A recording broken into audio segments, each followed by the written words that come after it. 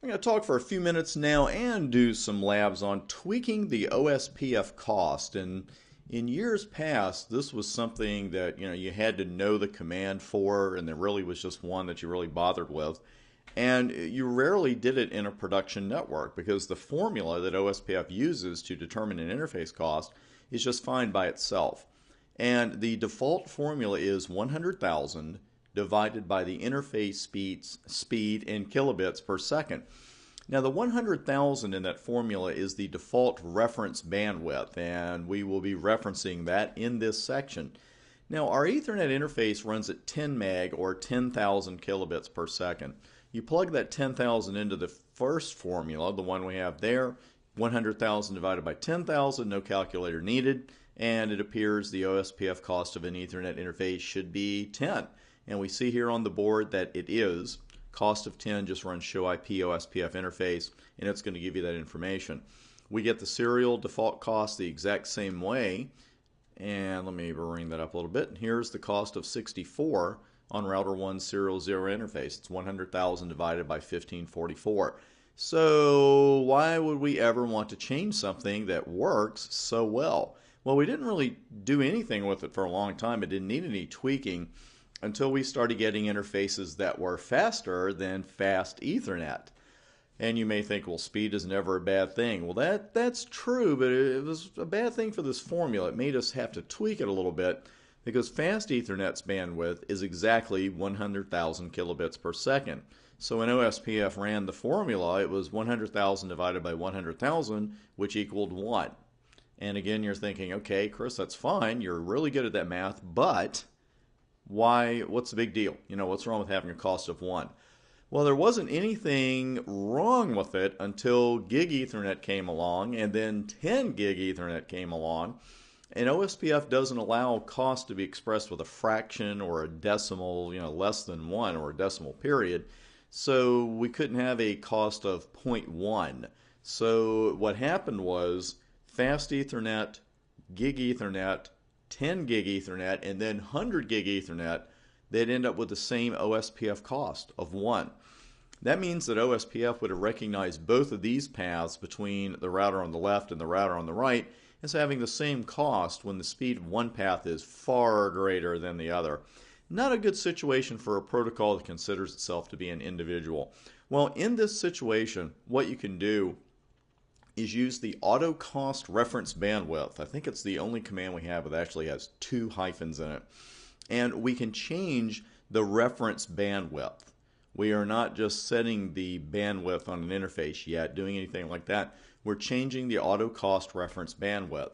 When you see this command in action, please note that the command refers to megabits per second. And this is again why you always run iOS help to see what your options are or see what the size is, because as you're going to see here on this screen, and I bolded it and we'll see it live in a moment, the reference bandwidth in terms of megabits per second, and it's really easy to think in terms of kilobits because the formula, and you could express the formula in several different ways.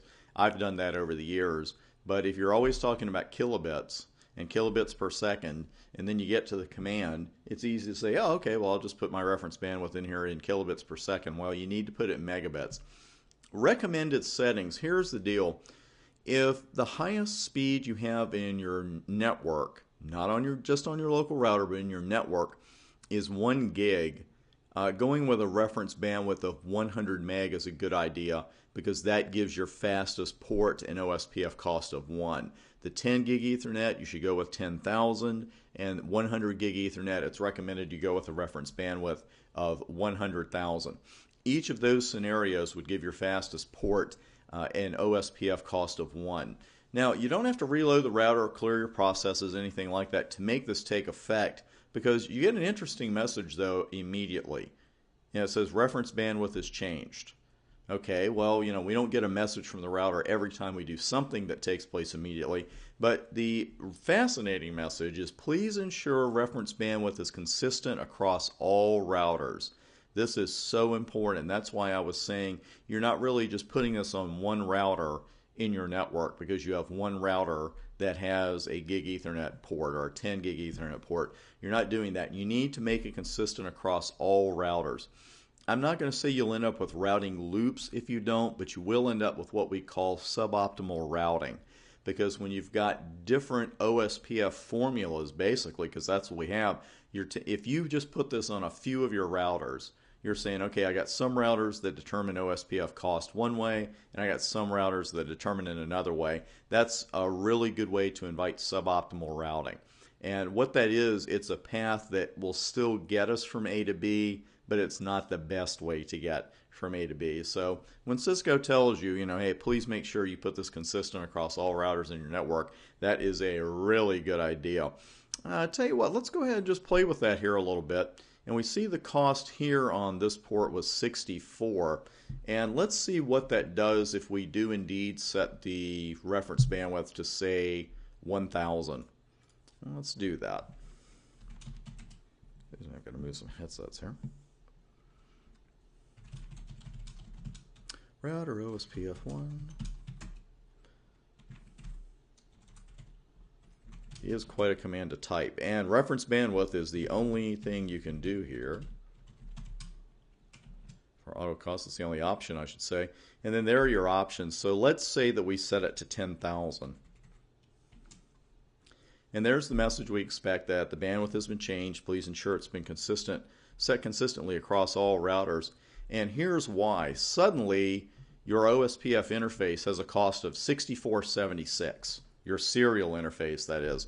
Well, you don't want this serial interface having an OSPF cost of $64.76, and then elsewhere in the network, they still have a cost of $64. That's not good. We want a consistent picture across the network. And I know I've hammered that point home now, but you'd be surprised how many people just think, well, with this command, you just put it on the one with the gig Ethernet router, gig Ethernet interface. No, you put it all throughout your network, and using those reference bandwidths is a great way to go. This is one way to change the OSPF cost. We do have a couple of others. One of them is at the interface level, and actually I'll just bring that up right here.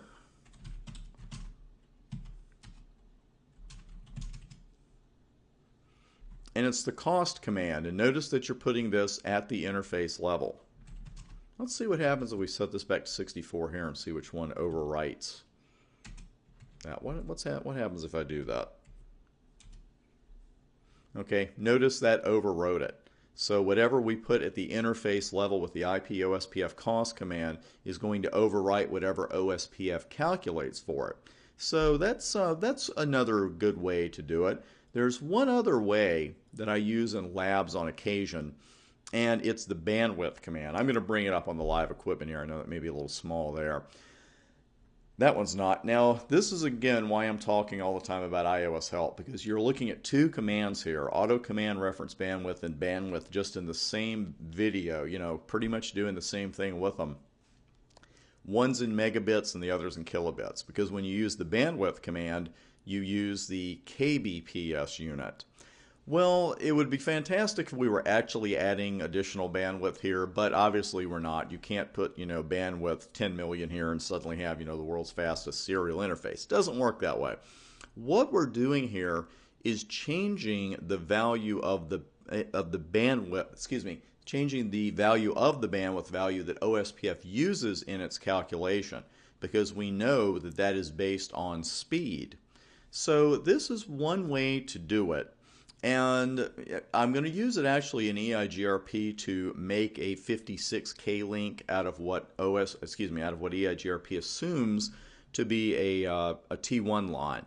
But here's the thing, I'm not crazy about using this command, and I know we need to know all the options here, but the bandwidth command is not OSPF specific.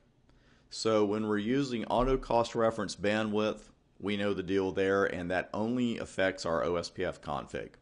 The command IP OSPF cost obviously only has something to do with changing an OSPF port cost. The bandwidth option could be used by another protocol on that interface, and it could also be used by other features. Quality of service would be impacted by that.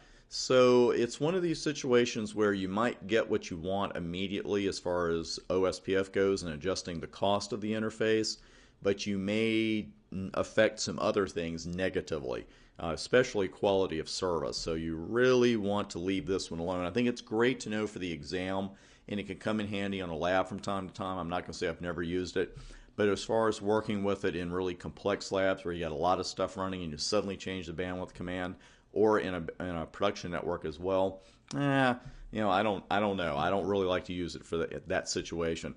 But here you've seen 3 different ways to affect the cost of a port in OSPF. First off, and we also learn, how it's calculated to begin with. And let's go back to that screen for a moment. I want to see that one more time. Tweaking that OSPF cost. And again, like I said, it used to be something we did very rarely, but it does pop up now a little more often. So now you know exactly how OSPF arrives at that cost. You know how to use the auto cost reference bandwidth command.